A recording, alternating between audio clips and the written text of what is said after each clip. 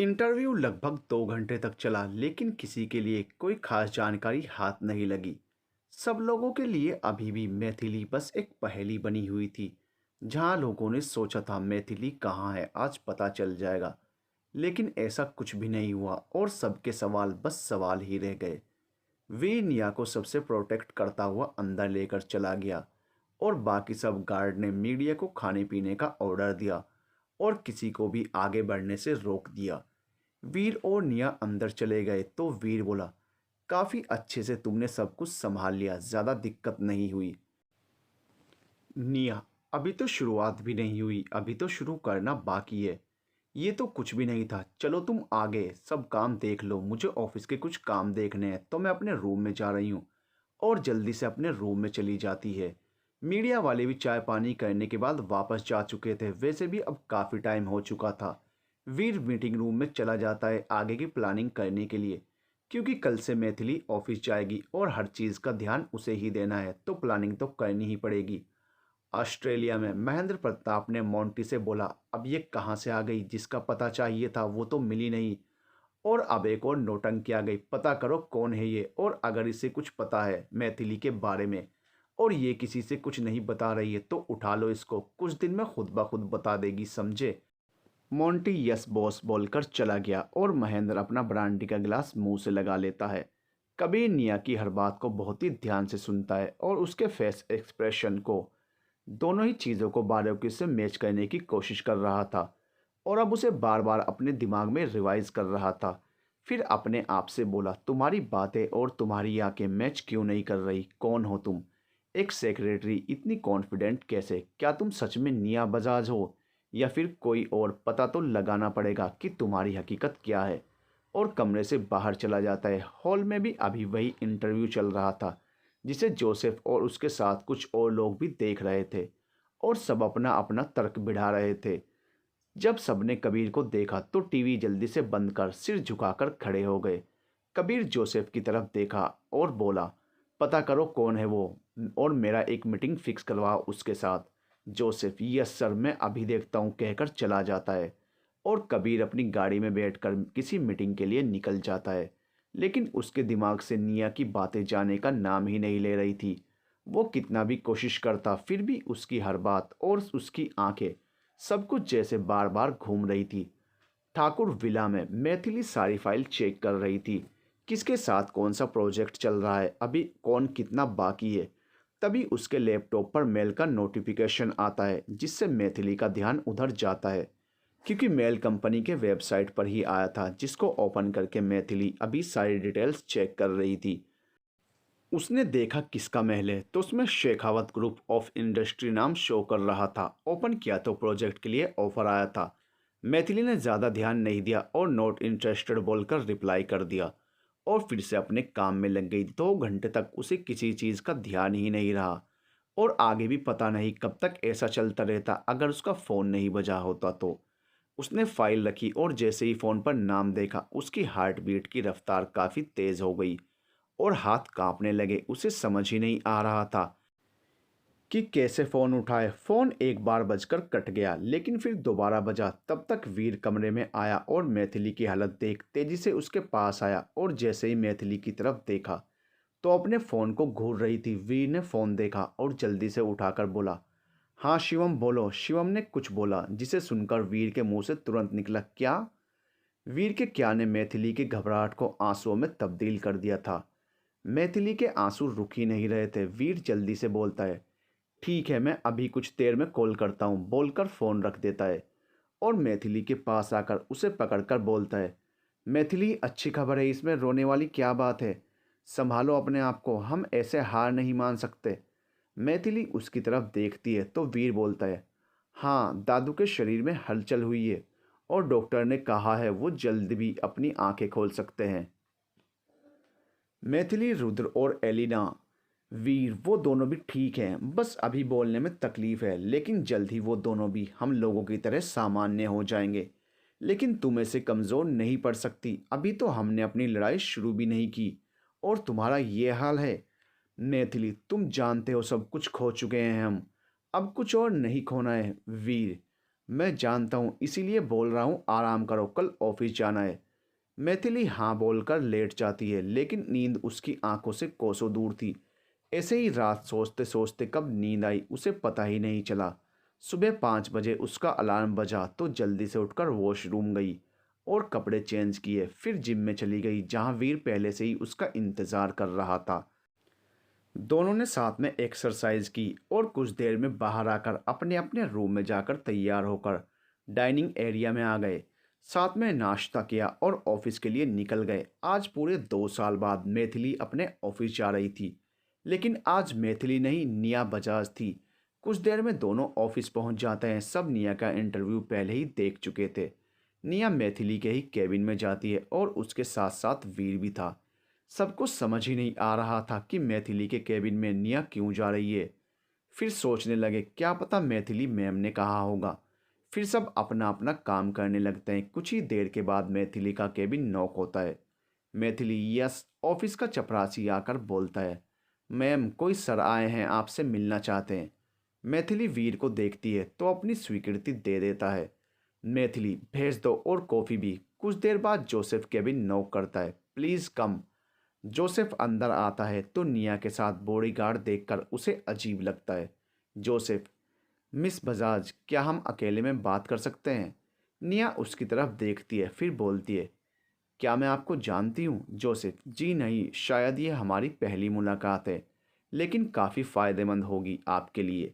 मैथिली, उसके बारे में आप ज़्यादा मत सोचिए, मुझे अपना फ़ायदा और नुकसान दोनों पता है। जोसेफ, एक बार बस 5 मिनट ही आपसे बात करनी है। मैथिली वीर की तरफ देखती है तो वो बाहर चला जाता है और गेट पर खड़ा हो जाता है। मैथिली, बोलिए क्या बोलना है आपको मेरे फ़ायदे और नुकसान के बारे में? जोसेफ, कल मैंने आपको एक डील के लिए मेल किया था और आपने बिना देखे ही नॉट इंटरेस्टेड बोल दिया, कुछ समझ नहीं आया। मैथिली, आपको कैसे पता कि मैंने बिना देखे ही नॉट इंटरेस्टेड बोला है? क्या पता मैंने उसे देखकर बोला हो। जोसेफ, अगर आप उसे देखकर बोलती तो मुझे यहाँ आना नहीं पड़ता। फिर भी मैं आपके साथ उस डील के बारे में एक बार और जिक्र करना चाहता हूँ। ठीक है, आप अपनी फ़ाइल रख दीजिए, मुझे टाइम मिलेगा तो मैं एक बार और देख लूँगी। उसके बाद मुझे ठीक लगा तो मैं आपको कॉल कर दूँगी। जोसेफ, लेकिन आप अभी क्यों नहीं देखना चाहती? मैथिली, मिस्टर क्या नाम है आपका? जी जोसेफ। मैथिली, बिना नाम जाने मैंने आपको 5 मिनट दिए, इतना काफ़ी नहीं? जोसेफ, लेकिन एक बार देख तो लीजिए। मैथिली, वीर आप इन्हें बाहर तक छोड़ आइए। वीर जल्दी से अंदर आता है और जोसेफ को बोलता है, सर आप बाहर चलिए। जोसेफ अब कुछ नहीं बोलता और बाहर चला जाता है, लेकिन उसकी इतनी बेइज्जती इससे पहले कभी नहीं हुई थी और वो यही सब सोचते हुए बाहर निकल गया। वीर उसे बाहर छोड़ अंदर आता है। मैथिली, क्या बोला उसने और कौन सी डील करने आया था? मैथिली, शेखावत के साथ डील का ऑफर लेकर आया था। कल मैसेज किया था तो मैंने नॉट इंटरेस्टेड बोला, जो उसे लग गई, इसलिए सामने से लेकर आया है। वीर, तो तुमने क्या किया, हाँ या ना? मैथिली, इतनी जल्दी क्या है हाँ या ना की, अभी तो खेल शुरू हुआ है। अभी बौखलाहट होने दो फिर देखते हैं। वीर, वाह मैथिली, राजवीर सिंह ठाकुर, अब आएगा मज़ा, और दोनों कॉफ़ी पीने लगते हैं। जोसेफ कबीर को सब बता देता है जो जो उसके साथ हुआ था। कबीर उसकी बात सुनकर बोलता है, ठीक है, तुम इस प्रोजेक्ट को छोड़ो और महेंद्र प्रताप पर ध्यान दो। मैं अभी कुछ देर के लिए किसी काम से बाहर जा रहा हूँ, मुझे कोई कांटेक्ट मत करना। मैं आकर तुमसे खुद कांटेक्ट करूँगा। बोल फ़ोन काट देता है। कबीर, मैं जो सोच रहा हूँ अगर वो सच है तो मुझे खुद जाना होगा। अब सब कुछ अपने तरीके से पता करना होगा। अब ये काम कोई और नहीं कर सकता। इधर मैथिली, वीर महेंद्र प्रताप किधर है, कुछ पता चला? वीर, उसका एक और बेटा है जो इस टाइम न्यूजीलैंड में है और अगर हम उसे पकड़ लें तो वो बाहर ज़रूर निकलेगा। मैथिली, और कबीर उसका क्या, वो किधर है? वीर, उसका कुछ पता नहीं चल रहा है, वो 2 साल से महेंद्र प्रताप के कांटेक्ट में भी नहीं है। मैथिली, इसका क्या मतलब है कि कुछ पता नहीं है, हमें उसे ढूंढना है और तुम दूसरा बेटा लेकर आ गए? वीर, क्योंकि जितना वो अपने दूसरे बेटे के कांटेक्ट में रहता है उतना कबीर के नहीं। उसके सारे इलीगल काम वही देखता है। मैथिली, तुम्हें कैसे पता? क्या पता कबीर उसकी आड़ में सब करता हो। वीर, हो भी सकता है, 1-2 दिन में मैं पता करता हूँ उसके बारे में, लेकिन मैंने न्यूजीलैंड जाने का पूरा बंदोबस्त कर लिया है। मैथिली ठीक है, चलो पहला शिकार कर ही लिया जाए। कबीर अपने सीक्रेट रूम में बैठा था। अब उसे गायब होना था, वो भी किसी को बिना बताए। 2 दिन बाद मैथिली अपने केबिन में बैठी थी कि उसकी न्यू सेक्रेटरी आकर बोली, मैम एक बंदा आया है अकाउंटिंग की जॉब के लिए। मैंने उससे कितना मना किया कि यहाँ पर उस टाइम की कोई वैकेंसी नहीं है, लेकिन वो बस एक बार आपसे मिलना चाहता है। बोल रहा है कि जब यहाँ आ ही गया है तो आपसे मिल ले, क्योंकि आप उनकी आदर्श हैं। बोल दो अभी टाइम नहीं है, किसी और को आदर्श बना ले। सेक्रेटरी चली जाती है। वीर, मैथिली ऐसे किसी से मिलना सही नहीं है तुम्हारे लिए, इस बात का ध्यान देना। मैथिली, पता है वीर, बस तुम जाने की तैयारी करो, आज रात को निकलना है। वीर, हाँ सब तैयारी हो गई है। सेक्रेटरी बाहर आकर देखती है तो वो आदमी अभी भी बाहर ही खड़ा था। आंखों पर मोटा मोटा चश्मा, बाल भी कान से नीचे लटक रहे थे। सिंपल सा शर्ट पैंट टाई लगाया था और सेक्रेटरी के आने का ही वेट कर रहा था। सेक्रेटरी को आता देख जल्दी से जाकर पूछता है, मैम मैं जाऊं मिलने? सेक्रेटरी, जी नहीं, अभी मैम के पास टाइम नहीं है। वो आदमी बोलता है, बस एक बार देखकर चला जाऊंगा मैम प्लीज़। सेक्रेटरी, जी नहीं, आप जा सकते हैं, नहीं तो हमें सिक्योरिटी को बुलाना पड़ेगा। वो मन मारकर चला जाता है और सोचता है, अब कैसे मिले और बिना मिले जाना मुश्किल है। कौन है और क्या है, चलो कुछ और सोचते हैं, कहकर चला जाता है। कबीर परेशान था क्योंकि निया उससे मिलने से मना कर दिया था। अब उसे समझ ही नहीं आ रहा था कि वो क्या करे। बिना निया से मिले उसे मैथिली का पता कैसे चलेगा। इधर मैथिली और वीर घर के लिए निकल चुके थे। दोनों घर पहुंच कुछ देर आराम करते हैं और फिर कुछ देर बाद कुछ ज़रूरी सामान लेकर अपने प्राइवेट एयरक्राफ्ट से न्यूजीलैंड के लिए निकल जाते हैं। कबीर अपने सीक्रेट रूम में बैठकर सोच रहा था कि कैसे पता किया जाए निया बजाज कौन है। तब तक उसका फ़ोन बजता है। अपना फ़ोन निकाल कर देखता है तो उस पर शेडो नाम शो कर रहा था। शेडो उसका सारा सीक्रेट काम देखता था और कबीर ने मैथिली का पता लगाने का काम भी उसे ही दिया था। कबीर, हाँ शेडो बोलो क्या खबर है? शेडो, सर निया बजाज न्यूजीलैंड के लिए निकल चुकी है, वो भी अपने पर्सनल एयरक्राफ्ट से। कबीर, ठीक है तुम भी निकलो, वहीं मुलाकात होगी। तुम ध्यान देना उसे कहीं से भी तुम पर शक ना हो। कबीर अपने आप से बोलता है, आखिर तुम हो कौन? एक सेक्रेटरी इतना कुछ कैसे कर सकती है? अब तो पता लगाना ही पड़ेगा और वो भी जल्द से जल्द। और फिर वो भी किसी को फ़ोन मिलाते हुए बाहर निकल जाता है। मैथिली, वीर सब सेट है ना, हम उसे कैसे पकड़ेंगे? मैंने उसे बिजनेस डील पहले ही ऑफर कर दिया है और तुम्हें देखकर वो वैसे भी पागल हुआ जा रहा है और अब हमें इसका पूरा फ़ायदा उठाना है, वो भी उसे बिना कोई मौका दिए हुए। मैथिली, तुम बाहर का सब देख लेना, मैं अंदर का सब देख लूँगी। वीर, तुम उसकी चिंता बिल्कुल मत करो, सब हो जाएगा, मैंने सब सेट कर लिया है। 7-8 घंटे के बाद उनका एयरक्राफ्ट न्यूजीलैंड पहुंच जाता है। दोनों उतरकर होटल के लिए निकल जाते हैं और फ्रेश होकर लंच रूम में ही ऑर्डर कर देते हैं। तब तक वीर का फ़ोन बजता है। वीर, हाँ सब तैयारी कर लो, मुझे कोई गड़बड़ नहीं चाहिए, 1 घंटे में मीटिंग फिक्स करो, हम निकल रहे हैं। वीर, कोई प्रॉब्लम है क्या? नहीं कोई प्रॉब्लम नहीं है, और अगर होगी भी तो भी मैं उसे ख़त्म कर दूंगा, 1 घंटे में हमें निकलना है। इधर कबीर भी न्यूजीलैंड पहुंच जाता है। शेडो उससे पहले ही पहुंच चुका था तो वो उसे लेने आता है। कबीर, कुछ पता चला कहाँ है और यहाँ क्या करने आए हैं? शेडो, सर अभी 1 घंटे बाद उनकी मीटिंग है जिग्नेश महेंद्र प्रताप से, लेकिन कहाँ है ये अभी तक नहीं पता चला है। कबीर, क्या जिग्नेश से मीटिंग? निया बजाज की? क्यों उस जानवर से मीटिंग क्यों कर रही है और उसके साथ काम? मैथिली की कंपनी करेगी? क्या उसे नहीं पता वो कौन है? और क्या किया है उसके बाप ने मैथिली के साथ? उसका सब कुछ छीन लिया और निया बजाज उसके बेटे के साथ मीटिंग कर रही है। शेडो, पता करो कहाँ हो रही है ये मीटिंग, मुझे जल्द से जल्द पहुंचना है वहाँ। शेडो, यस सर, हम पूरी कोशिश कर रहे हैं, जैसे ही पता चलता है हम आपको इन्फॉर्म कर देंगे। और जल्दी से बाहर निकल जाता है। इधर एक बड़ी सी बिल्डिंग के तीसरे फ्लोर पर जिग्नेश बैठकर निया बजाज की तस्वीर देख रहा था। वाह, कितनी फुर्सत से बनाया है भगवान ने तुम्हें, एक सेक्रेटरी इतनी खूबसूरत कैसे हो सकती है? चलो आज तुमसे भी मिलकर पता कर लिया जाए तुम्हारा टेस्ट कैसा है। और अपने गार्ड को इंस्ट्रक्शन देता है, मीटिंग रूम में कोई नहीं आना चाहिए जब तक मैं ऑर्डर ना दूं। गार्ड, लेकिन सर बड़े सर ने आपको अकेले छोड़ने को मना किया है। जिग्नेश, तो तुम लोगों को बताने की क्या ज़रूरत है कि मैं अकेले हूँ? और वैसे भी ये जो इतनी खूबसूरत लड़कियाँ होती हैं ना, वो ज़्यादा हाथ पे नहीं मारती। बस दिमाग ही लगाती है, जो लगाने को अब मैं एक बार भी मौका ही नहीं दूंगा, समझे? तो जब तक मैं ना बोलूं कोई अंदर नहीं आएगा। एक आदमी आकर जिग्नेश से बोलता है, बॉस वो लोग आ गए। जिग्नेश, भेज दो लेकिन सिर्फ निया बजाज को, और सबको बाहर ही रोक दो। वो आदमी यस बॉस बोलकर चला जाता है। वीर, मैथिली तुम तैयार हो ना? बस 10 मिनट और सब कुछ खत्म। मैथिली, वीर प्लान चेंज हो गया है। वीर, क्या? लेकिन क्यों? वो भी इतने पास आने के बाद। नहीं, ऐसा कुछ नहीं करोगी तुम। अगर तुम नहीं मारोगी तो मैं मार दूंगा, लेकिन आज नहीं छोड़ूंगा। मैथिली, वीर बात सुनो, प्लान बस इतना चेंज है कि उसे मारेंगे नहीं, बल्कि बस उसकी सांसें आए और कभी भी अपनी आंख ना खोल पाए। मतलब जिंदा लाश बनकर रह जाए। उसके बाप को भी तो पता चलना चाहिए उसकी औकात। वीर, लेकिन अगर वह बच गया तो?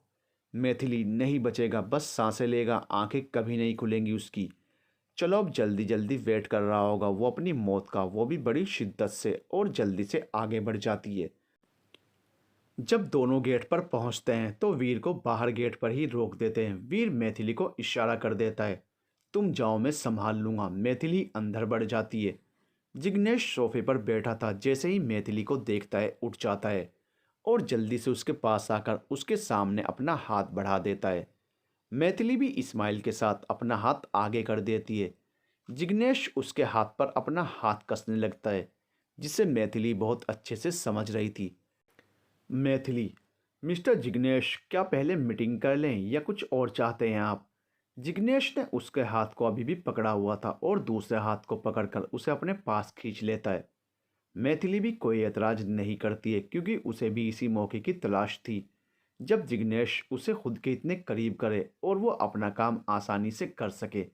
जिग्नेश उसके चेहरे की तरफ धीरे धीरे बढ़ने लगता है और अपनी आंखें बंद कर लेता है कि मैथिली अपने पॉकेट से इंजेक्शन निकालकर एक झटके में उसके गर्दन में इंजेक्शन लगा देती है। जिग्नेश आह की आवाज़ कर जल्दी से मैथिली को छोड़ अपनी गर्दन पर हाथ रख लेता है। क्या बात है जिग्नेश, तुमने तो इतनी जल्दी छोड़ दिया मुझे। अभी तो तुम्हारा बेड हमारा इंतज़ार कर रहा होगा। और एक तेज घुसा उसके मुंह पर मारती है। जिग्नेश तिलमिला जाता है, उसके मुंह से तो जैसे कोई शब्द ही नहीं निकल रहे थे। मैथिली उसका कॉलर से पकड़कर उसका सर तेज से दीवार पर दे मारती है, जिससे उसके सिर से खून निकलने लगता है। ऐसे 3-4 बार करती है, फिर उठाकर शीशे की टेबल पर पटक देती है। टेबल टूटकर बिखर जाता है और उसके साथ ही जिग्नेश का शरीर भी उसका साथ छोड़ देता है और वो किसी लाश की तरह लुढ़क जाता है। इन सब की आवाज़ बाहर नहीं जाती है, क्योंकि रूम साउंड प्रूफ था। मैथिली वीर को मैसेज करती है, काम हो गया। वीर, बाहर आ जाओ, सब रास्ता क्लियर है। मैथिली जल्दी से बाहर निकल जाती है, जहां वीर पहले से ही उसका इंतज़ार कर रहा था। दोनों जल्दी से गाड़ी में बैठ होटल के लिए निकल जाते हैं। शेडो कबीर के पास आता है। सर, आरटीएस टावर पर मीटिंग थी, लेकिन। कबीर, शेडो जल्दी बोलो, क्या लेकिन? शेडो, बॉस वो जिग्नेश की बॉडी पूरी पैरालाइज हो गई, उसके अंदर कोई इंजेक्शन इंजेक्ट किया गया कि शायद ही वो अब कभी उठ पाएगा। कबीर, और ऐसा किसने किया? उसकी मीटिंग तो निया के साथ थी ना। वेट वेट, मतलब ये सब पूरी प्लानिंग करके किया गया था? मतलब निया जिग्नेश को जानती थी कि वो महेंद्र प्रताप का बेटा है, और उसने मैथिली के साथ क्या किया है?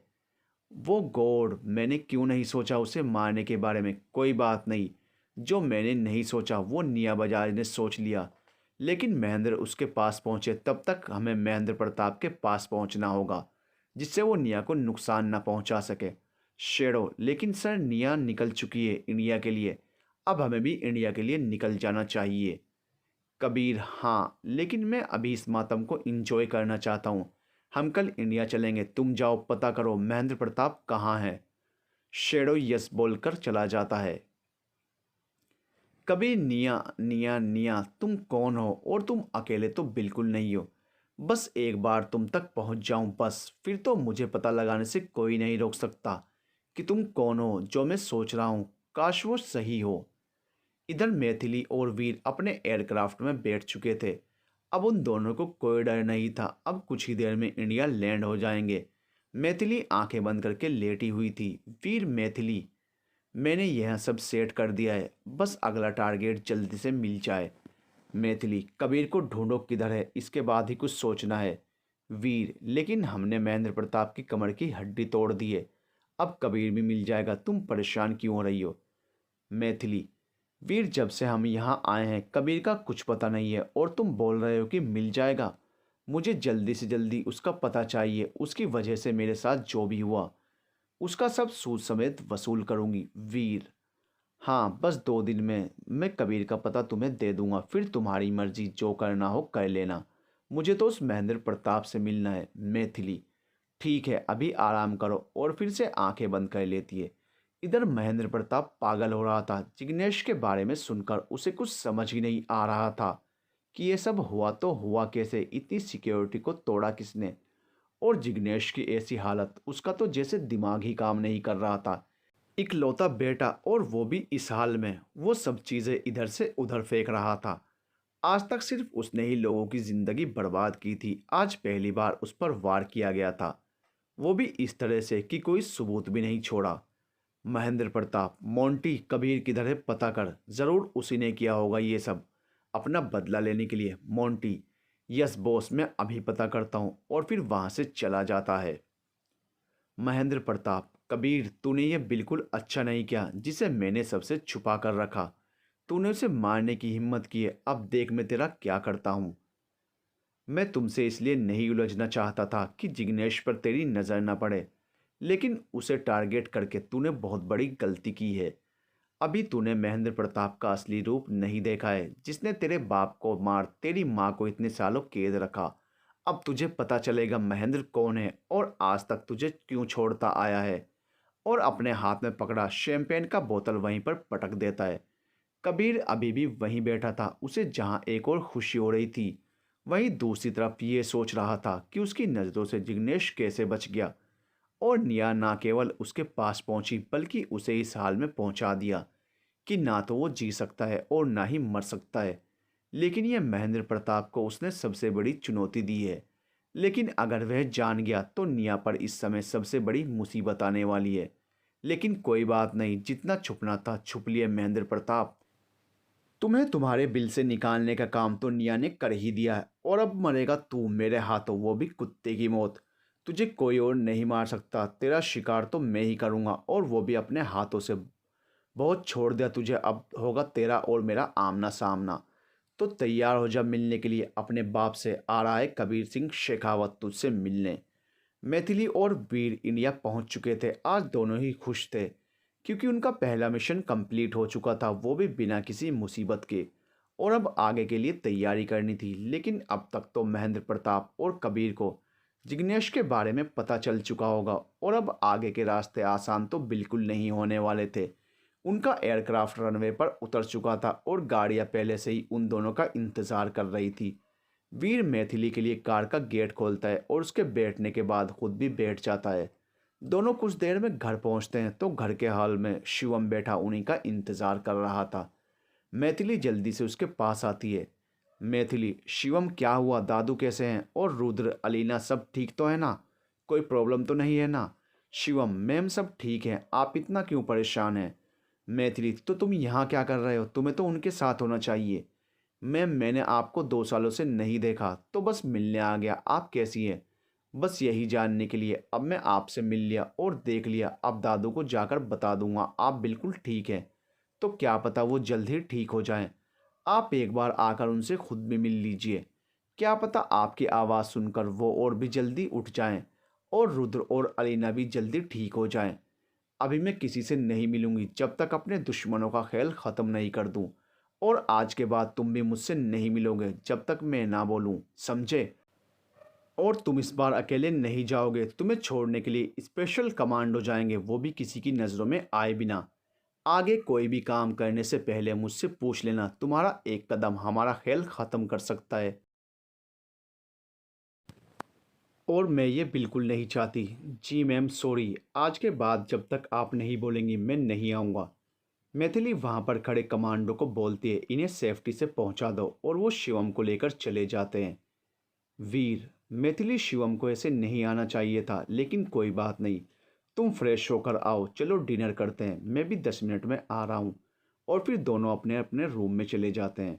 मैथिली और वीर बाहर आकर नाश्ता करते हैं और अब वो दोनों ही काफ़ी थक गए थे, इसलिए सोने चले जाते हैं। सुबह डेली रूटीन की तरह मैथिली ने अपने रोज के काम की तरह आज भी सारा काम किया और अब तैयार होकर ऑफिस के लिए निकल गई।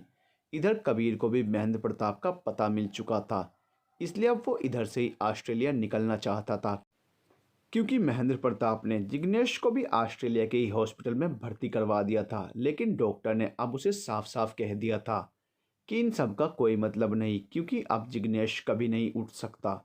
उसकी सारी न्यूरो सिस्टम शून्य हो चुकी हैं। महेंद्र प्रताप अब बहुत ज़्यादा हाइपर हो चुका था। उसे कुछ समझ ही नहीं आ रहा था कि आखिर उसकी इतनी टाइट सिक्योरिटी के बाद भी कबीर ने जिग्नेश को कैसे इस हालत में पहुंचा दिया। अब वो किसी भी तरह से कबीर को मारना चाहता था, वो भी तड़पा तड़पा कर। महेंद्र प्रताप, मोंटी, कबीर का कुछ पता चला? कहाँ है वो? मुझे किसी भी हाल में वो मेरे सामने चाहिए। मोंटी, बॉस वो भी आपको ही ढूंढ रहा है और वो किसी भी टाइम आपके पास पहुंच सकता है। महेंद्र, ओ अच्छा, तो वो हराम का पिल्ला मुझे मारेगा, अपने बाप के बाप को? आने दो उसे भी, महेंद्र प्रताप की ताकत का अंदाज़ा हो जाएगा आज।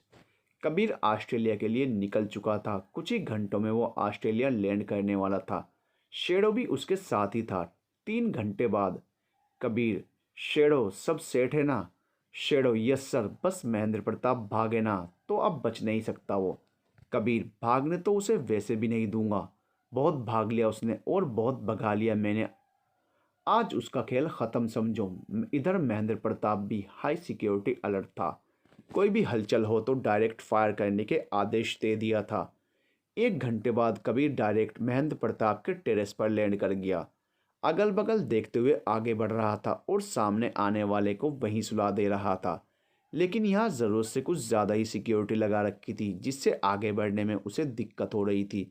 थोड़ी सी लापरवाही उसके लिए खतरा बन सकती थी, इसलिए वो आराम से चल रहा था बिना कोई गलती किए। शेडो भी बेस्ट गार्ड लेकर महेंद्र प्रताप की सिक्योरिटी को चकमा देकर मार मार कर आगे बढ़ रहा था। तभी मोंटी भागते हुए अंदर आया। महेंद्र, क्या हुआ? ऐसे क्यों भाग रहे हो? मोंटी, सर आपको यहाँ से निकल जाना चाहिए। कबीर आ चुका है और वो किसी भी टाइम यहाँ आ सकता है, इसलिए आप जल्दी से यहाँ से निकल जाइए। हम उसे बाद में भी मार सकते हैं।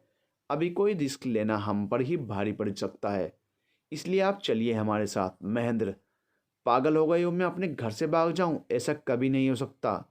आज उसकी मौत को लिख कर जाऊंगा मैं।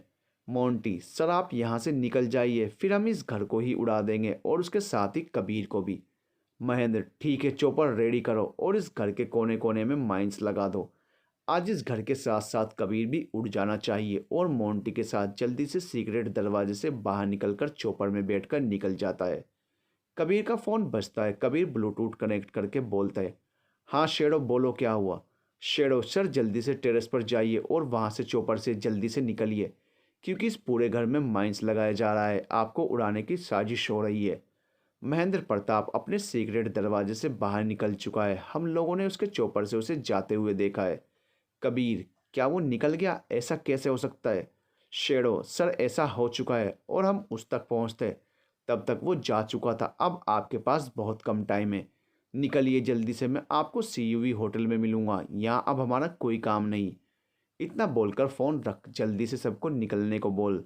अपने आप भी निकल जाता है। जहाँ कबीर को गुस्सा आ रहा था, ऐसा कैसे भाग गया, लेकिन वो अब कुछ नहीं कर सकता था सिवाय यहाँ से निकलने के। इसलिए वो अभी अब जल्दी से निकलकर टेरेस पर आ जाता है जहाँ पर चॉपर था, और वहाँ से बैठ जैसे ही बाहर निकलता है, वहाँ पर ज़ोरदार धमाका होता है और उसके बाद कई सारे धमाके होते हैं और पूरा घर कुछ ही पल में खंडर बन जाता है। कबीर सीधे सीयूवी होटल पहुँचता है जहाँ शेडो उसका इंतज़ार कर रहा था। कबीर, शेडो कहाँ है? महेंद्र प्रताप, और कैसे भाग गया वो मुझसे बचकर, और इस टाइम कहाँ है? शेडो, सर अभी कंफर्म नहीं है, कुछ समय में आपको उसकी सारी जानकारी मिल जाएगी, आप परेशान मत होइए। कबीर, तुम जानते हो उसको मारने के बाद मैं मैथिली से मिलना चाहता हूँ, और अभी तक ना तो मैथिली का कुछ पता है और अब ये भी मुझसे बचकर भाग गया। निया से मुलाकात नहीं हो पा रही, कुछ समझ ही नहीं आ रहा है क्या करूँ। शेडो, सर मैथिली मैम का भी पता चल जाएगा, आप परेशान मत होइए। आप इंडिया निकल जाइए और निया बजाज से मिलने की कोशिश कीजिए। कबीर, ठीक है, मैं अभी निकलता हूँ इंडिया के लिए। तुम पता करो महेंद्र प्रताप के बारे में, इस बार नहीं बचना चाहिए। शेरो, जी सर, इस बार कोई गलती नहीं होगी, आप निश्चिंत रहिए। कबीर, इस बार कोई गलती बर्दाश्त भी नहीं होगी। और वह वहाँ से इंडिया के लिए निकल जाता है। मैथिली और वीर आज ऑफिस में सब काम देखते हैं और शाम को घर आ जाते हैं। कबीर भी इंडिया आ चुका था और उसे पता चल चुका था कि निया ठाकुर विला में रहती है। अब उसे ठाकुर विला में घुसना था, लेकिन वो कैसे घुसे? सिक्योरिटी इतनी टाइट थी कि कबीर को अंदर जाना मतलब मुसीबत मोल लेना था। कबीर का मैथिली से मिलना आज 10 दिन हो चुके थे, लेकिन ना तो मैथिली और वीर को कबीर का पता चल रहा था और ना ही महेंद्र प्रताप का। लेकिन इन सब में दोनों को एक बात और पता चली थी, वो ये कि कबीर ने महेंद्र प्रताप पर हमला किया, लेकिन वो उससे पहले ही भाग गया। अब ये बात दोनों को समझ नहीं आ रही थी कि आखिर कबीर ने हमला क्यों किया, क्योंकि जहाँ तक उन दोनों को पता था कबीर तो महेंद्र प्रताप का ही बेटा है और कोई भी बेटा अपने पिता को क्यों मारना चाहेगा, कहीं और कोई बात तो नहीं है। और इधर कबीर भी निया से लगातार मिलने की कोशिश में था, लेकिन हर बार वो असफल हो रहा था, कभी किसी वजह से तो कभी किसी वजह से। ऊपर से इतनी टाइट सिक्योरिटी एक सेक्रेटरी के लिए, ये भी उसे कुछ समझ नहीं आ रहा था। लेकिन अभी उसे और कोई रास्ता ढूंढना था जिससे वो निया तक पहुंच सके। सुबह, वीर, मैथिली आज ऑफिस का मेल चेक किया है। मैथिली, क्यों, कुछ खास बात है क्या ऑफिस के मेल में जो इतना एक्साइटेड हो? वीर, हाँ, वो जोसेफ का लगातार और हर दिन बिजनेस डील रिक्वेस्ट है, जो कुछ गड़बड़ लग रही है। उनकी कंपनी भी हमसे कम नहीं है, तो वो ऐसे रिक्वेस्ट क्यों कर रहे हैं? मैथिली, ईगो प्रॉब्लम होगी, मैंने मना कर दिया इसलिए। वी, नहीं, मैंने चेक किया है और कुछ बात लग रही है। मैथिली, जिसको खोजना है वो तो मिल ही नहीं रहा, पता नहीं किस बिल में बैठ गया और तुम बोल रहे हो कुछ गड़बड़ है। वीर, मैथिली, मैं सच बोल रहा हूँ, एक बार इस बंदे से मिल लेते हैं फिर देखते हैं। मैथिली, जोसेफ सेक्रेटरी है, एमडी कौन है उस कंपनी का, पूरी इन्फॉर्मेशन निकालो। वीर, कुछ ज़्यादा नहीं है उसके एमडी को पब्लिक होना पसंद नहीं, बस नाम पता है, कोई KSS है। मैथिली, तो मीटिंग किसके साथ होगी और प्रोजेक्ट किसके साथ करना है, एमडीएस सेक्रेटरी के साथ? वीर, मैं एक बार ओके करता हूँ, देखता हूँ कोई सामने आता है एमडीएस सेक्रेटरी। मैथिली, देख लो और चलो, टाइम हो गया, ऑफिस जाना है। वीर, हाँ चलो, और दोनों ऑफिस के लिए निकल जाते हैं। कबीर अपने मीटिंग रूम में बैठा था, तब तक जोसेफ आकर बोलता है, बॉस, हम डेली प्रोजेक्ट के लिए मेल कर रहे हैं लेकिन अभी तक कोई रेस्पॉन्स नहीं है। कबीर, ठीक है, तुम करते रहो, मैं भी देखता हूँ आगे क्या करना है, और शेडो को भेजो। जोसेफ यस बॉस बोलकर चला जाता है। शेडो आकर सामने खड़ा हो जाता है। कबीर, कहाँ है, कुछ पता चला? शेडो, अभी नहीं सर, हम लगातार कोशिश कर रहे हैं लेकिन कुछ पता नहीं चल रहा। कबीर, ये कैसी कोशिश है जहाँ कुछ भी पता नहीं चल रहा है, क्या हो रहा है और क्या नहीं? तुम लोगों के पास अब सिर्फ 24 घंटे हैं, या तो पता दो या खुद लापता हो जाओ, बोलकर उठ जाता है। आज कितने दिनों बाद कबीर ऑफिस आया था। आज उसने सोच लिया था बहुत हो गया, छिपना छिपाना, अब तो सामने से ही मिलना पड़ेगा। देखे तो आखिर है कौन ये निया बजाज, और जोसेफ को बुलाता है। जोसेफ, बॉस आपने बुलाया? कबीर, हाँ, वो मैं निया बजाज से मिलने उसके ऑफिस जा रहा हूँ, यहाँ का सब देख लेना। जोसेफ, लेकिन boss. Kabir, no more question, बोल जल्दी से निकल जाता है। मैथिली ऑफिस पहुँचती है और अपने केबिन में चली जाती है। कुछ देर बाद उसकी सेक्रेटरी, मैम, आपसे मिलने मिस्टर शेखावत आए हैं। मैथिली वीर की तरफ देखती है तो वो अपनी स्वीकृति दे देता है। मैथिली, भेज दो। 10 मिनट बाद मैथिली का केबिन नॉक होता है। Maithili, yes come. कबीर अंदर आता है। मैथिली जब उसे देखती है तो उसकी आंखें कुछ जानी पहचानी सी लगती है, लेकिन कहाँ देखा उसे याद नहीं आता है और उसे देखकर कंफ्यूज हो जाती है। और उनके पास जिस कबीर की तस्वीर थी वो तो ये बिल्कुल नहीं लग रहा था, इसलिए भी दोनों पहचान नहीं पा रहे थे। कबीर, मिस बजाज, क्या हम 2 मिनट अकेले में बात कर सकते हैं?